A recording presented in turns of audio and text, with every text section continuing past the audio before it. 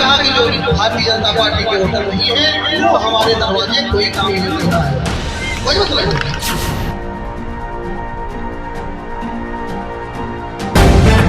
The live TV, सच सबसे आगे। नमस्कार, मैं अनमोल प्रीतम और आप देख रहे हैं द लाइव टीवी। किसी भी देश के विकास के मानक में उस देश की शिक्षा व्यवस्था सबसे शीर्ष पर होती है। यानी कि कोई भी देश तरक्की की कितनी सीढ़ियां चढ़ेगा वो इस बात पर निर्भर करती है कि उस देश में शिक्षा कैसी है। क्या उस देश में शिक्षा सबको सुलभ है या फिर कुछ खास लोगों के लिए शिक्षा व्यवस्था काम करती है। जिस देश में शिक्षा सबके लिए सुलभ होती है वो देश तरक्की करता है, क्योंकि टैलेंट किसी जाति, वर्ग और धन का मोहताज नहीं होता। इसकी वानगी भी हम अपने देश में देख सकते हैं। मसलन डॉक्टर भीमराव अंबेडकर उस जाति से आते थे जिस जाति को मंदिर से लेकर स्कूलों तक, यहाँ तक कि पानी के तालाब तक घुसने नहीं दिया जाता था, लेकिन उन्होंने पढ़ा और उन्होंने पढ़कर इस देश का संविधान लिख दिया। डॉक्टर APJ अब्दुल कलाम जो बचपन में न्यूज़पेपर बेचते थे, लेकिन जब उन्होंने पढ़ाई की तो वो मिसाइल मैन बन गए। इसीलिए शिक्षा किसी जाति, धर्म या क्षेत्र का मोहताज नहीं है। लेकिन सरकार कुछ ऐसे काम कर रही है जिससे ये सवाल उठ रहा है कि आखिर इस सरकार में क्या शिक्षा कुछ खास लोगों के लिए प्रिविलेज किया जा रहा है। ताज़ा मामला JNU का है। JNU में PhD की यानी कि हायर एजुकेशन की 1174 सीटों को घटाकर 194 कर दिया गया है। वहीं दूसरी तरफ IIT की फीस 122% बढ़ा दी गई है। 122%, 2-4% नहीं, 122%। जो फीस पहले 90,000 थी अब वो फीस 2 लाख हो गई है। तो हायर एजुकेशन की जो JNU में सीट घटाई गई है 1174 से 194 कर दिया गया। सोचिए कितनी बड़ी दगाबाजी है और कितना बड़ा घोटाला है। हम जानते हैं कि इस देश की 80% आबादी ऐसी है कि अगर उसको अपने बच्चे को PhD तक पैसे देकर पढ़ाने हो तो वो पढ़ा नहीं पाएगा। और किसी के घर में अगर 2 बच्चे पढ़ने वाले हों तब तो नामुमकिन सा है, क्योंकि प्राइवेट स्कूलों और प्राइवेट कॉलेजों की फ़ीस इतनी है कि आप नॉर्मल ग्रेजुएशन की फ़ीस भी 10 लाख है। वहीं गवर्नमेंट यूनिवर्सिटी में वही कोर्स 10,000, 15,000 में हो जाता है या उससे कम में भी हो जाता है। लेकिन जब से भाजपा सरकार आई है तब से शिक्षा संस्थानों को लगातार निशाना बनाया जा रहा है। इवन कि 2014 में BJP जैसे ही पावर आई उसके निशाने पर सबसे पहले JNU था, उसके बाद जामिया, फिर देश की अलग अलग यूनिवर्सिटी, हैदराबाद यूनिवर्सिटी भी निशाने पे थी। लेकिन JNU में बच्चों की, जैसा कि आप देखे थे कि मीडिया नैरेटिव बनाया था कि कम फीस पर बच्चों का पढ़ना गलत है। आमतौर पर यह किसी देश के लिए गर्व की बात होना चाहिए कि हम अपने देश के बच्चे को कम फीस पर पढ़ा पाते हैं, उनको मिनिमम फीस दे पाते हैं। लेकिन इस देश में एक ऐसा उल्टा नेगेटिव माहौल बनाया गया कि कम फीस पर पढ़ना एंटी नेशनल हो गया। मतलब कि अगर कोई ज़्यादा फीस देकर गलगोटिया और लवली प्रोफेशनल जैसे प्राइवेट यूनिवर्सिटी में पढ़े तो वो अच्छा है, लेकिन अगर कोई बच्चा अपनी मेहनत से एंट्रेंस निकाल के JNU में आ जाए तो वो एंटी नेशनल हो जाए। और उसी छवि का जो छवि बनाई गई, जो यूनिवर्सिटी पे हमले किए गए और इस तरह के जो सरकारी संस्थान है जिस संस्थानों से गरीबों के बच्चे पढ़कर निकलते हैं, मजलूमों के बच्चे पढ़कर निकलते हैं, उन संस्थानों पर हमला किया गया और अब उन पर सीटें कम कर दी जा रही हैं, उन पे लगातार फीसें बढ़ाई जा रही हैं ताकि गरीबों के बच्चे ना पढ़ पाए। चूँकि नैरेटिव सेट हो गया है, आम जनता के दिमाग में गोदी मीडिया के ज़रिए ये बात भरी जा चुकी है कि ये सब जो यूनिवर्सिटी है यहाँ पर पढ़ाई नहीं होता, एक्टिविज़म होता है, देश विरोधी काम होता है, इसलिए जनता भी इस पर किसी तरह का विरोध नहीं कर रही। लेकिन असल बात जो है वो हम और आप भी समझ रहे हैं कि किस तरह से देश को अंधकार में झोंका जा रहा है। आपको ये भी बताते चले कि JNU और जामिया ये 2 ही ऐसी यूनिवर्सिटी हैं जहाँ पर सबसे ज़्यादा प्रतिरोध की आवाज़ बुलंद होती है। और जाहिर सी बात है किसी भी बात का विरोध करना और सरकार जैसी मशीनरी का विरोध करना सबके बस की बात नहीं होती। ये विरोध वही कर पाएगा जिसके पास तर्क हो, लॉजिक हो, सरकार की नीतियों और प्रोपेगेंडा समझने की समझ हो। और ये समझ विकसित करती हैं ऐसी यूनिवर्सिटीज़, और इसीलिए यहाँ से विरोध होता है उन सारी नीतियों का जो गलत है, क्योंकि ये लोग गोदी मीडिया के परसेप्शन में और प्रोपेगेंडा में नहीं फंसते हैं। इसीलिए सरकार ने नया आइडिया निकाला है कि एक काम कर देते हैं, सीटें ही कम कर देते हैं, ना यहाँ पर वो बच्चे आएंगे जिनको सिस्टम से समस्या है, ना वो सिस्टम पर सवाल उठाएंगे।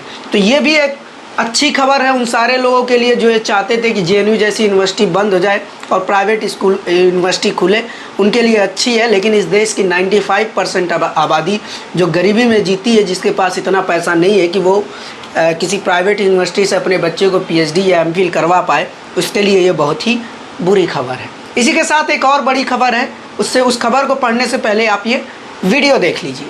सभा में हमारे साथ आएंगे तब वो साथी हमारे। मैं विपक्ष को सम्मान देना, विपक्ष का काम करना कभी सीखा ही नहीं। मैंने मन से कहा कि जो भारतीय जनता पार्टी के वोटर नहीं है वो हमारे दरवाजे कोई काम नहीं करना है, कोई मतलब नहीं।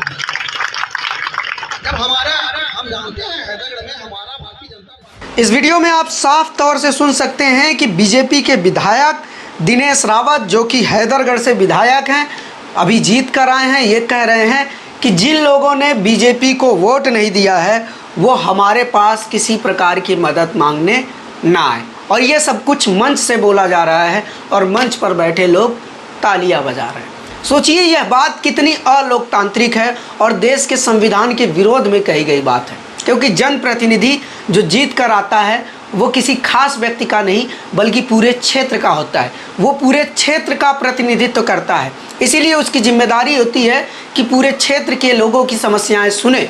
लेकिन यहाँ बीजेपी विधायक एंटी कॉन्स्टिट्यूशनल बात कर रहे हैं, असंवैधानिक बात कर रहे हैं, गैर लोकतांत्रिक बात कर रहे हैं, और लोग जो वहाँ बैठे हैं वो भी इतने अलोकतांत्रिक हैं कि वो दांत फाड़कर इस पर तालियां बजा रहे हैं।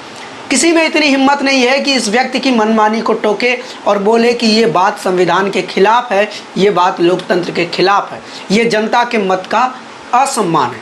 ये किस तरह से मनमाने तरीके से ये बात बोली जा रही है। तो वहीं दूसरी तरफ भारतीय जनता पार्टी का जो नारा है कि सबका साथ सबका विकास, उसका भी यहाँ पोल खुलता हुआ नज़र आ रहा है कि सबका साथ सिर्फ भाजपा के वोटरों का विकास। तो ये कैसी नीति है और ये किस तरह से भाजपा के विधायक बोल रहे हैं, इस पर भी सवाल उठना चाहिए और टॉप लीडरशिप को इस पर खबर लेने की ज़रूरत है। लेकिन टॉप लीडरशिप कितनी खबर लेगी वो तो देखने वाली बात होगी। फिलहाल जिस तरह से रुझान है उससे तो देखकर यही लगता है कि कल को विधायक जी कह देंगे कि हमारे क्षेत्र में सरकारी योजनाओं का लाभ उसी को मिलेगा जिसने भाजपा को वोट दिया हो। मसलन राशन भी सिर्फ उसी को मिलेगा जिसको विधायक जी चाहेंगे, शौचालय योजना का लाभ भी उसी को मिलेगा जिसको विधायक जी चाहेंगे, मकान भी उसी का बनेगा जिसको विधायक भी चाहेंगे। और हो सकता है ये विधायक जी अपने क्षेत्र में ऐसा करते भी हों।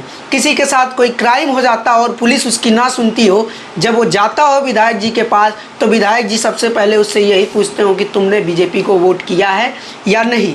अगर उसका जवाब ना है तो उसके साथ जो हो रहा है वो सही है, चाहे उसके साथ लाख अन्याय हो रहा हो। लेकिन अगर उसका जवाब हाँ होगा तब विधायक जी शायद कुछ करे। तो इस तरह की नीति और इस तरह के विचार वाले लोग भी जनप्रतिनिधि बन के आ रहे हैं। ये कितनी खतरनाक स्थिति है, इस पर भी सोचने की ज़रूरत है। वही तीसरी वीडियो भी उत्तर प्रदेश से है, उत्तर प्रदेश के एटा से है। पहले इस वीडियो को देखिए।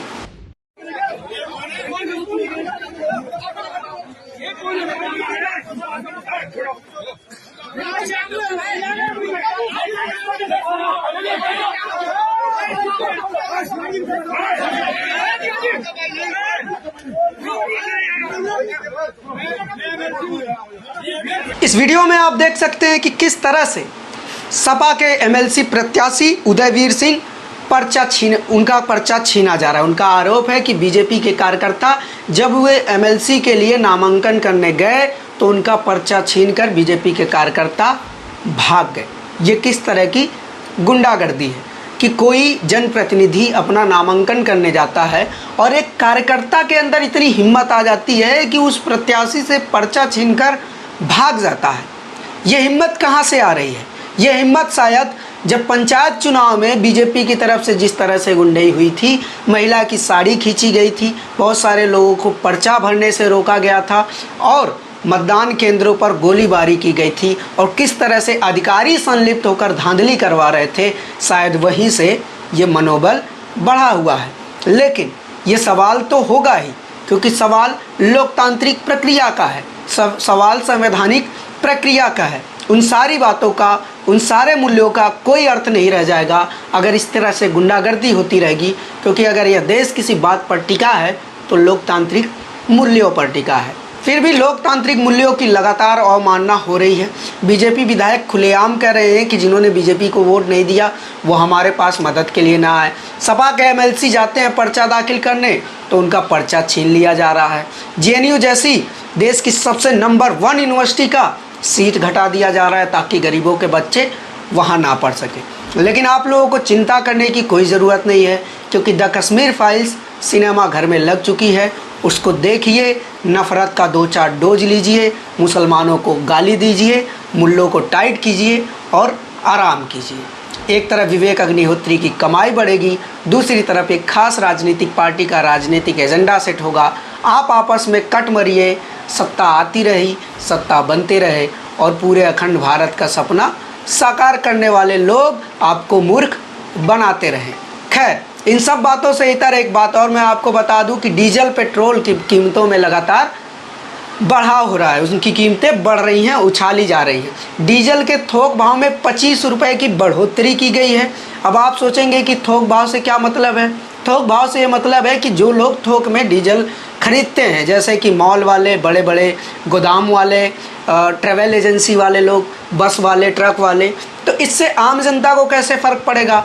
जाहिर सी बात है कि आप जब बाइक में पेट्रोल लेने जाएंगे तो आपको ये पेट्रोल महंगा नहीं लगेगा, या आप अपनी गाड़ी से जाएंगे तो आपको डीजल महंगा नहीं लगेगा। लेकिन ये जो डीजल 25 रुपये महंगा हुआ है, इससे होगा ये कि ट्रांसपोर्टेशन का चार्ज बढ़ जाएगा। यानी कि जो एक शहर से दूसरे शहर फल सब्जी और ज़रूरत की तमाम चीज़ें आती हैं, उनका चार्ज बढ़ जाएगा और इसका असर होगा कि फल सब्जी और बाकी की चीज़ें महंगी होने लगेंगी। यानी कि आपके घर में आने वाला राशन महंगा हो सकता है, सब्जियां महंगे हो सकती हैं, प्याज महंगा हो सकता है, लहसुन महंगा हो सकता है, टमाटर महंगा हो सकता है, हरी सब्जियां महंगी हो सकती हैं। लेकिन फिर भी लगातार इस तरह की खबरों को इग्नोर किया जा रहा है। मीडिया में इस बात की कोई चर्चा नहीं है। आपकी जेब लगातार काटी जा रही है और आप कश्मीर फाइल्स में उलझे रहिए। खैर, ऐसी तमाम अपडेट और खबरों के लिए आप जुड़े रहिए हमारे साथ और देखते रहिए the live TV. Camera person Sanjeet के साथ मैं अनमोल प्रीतम, दिल्ली। शुक्रिया।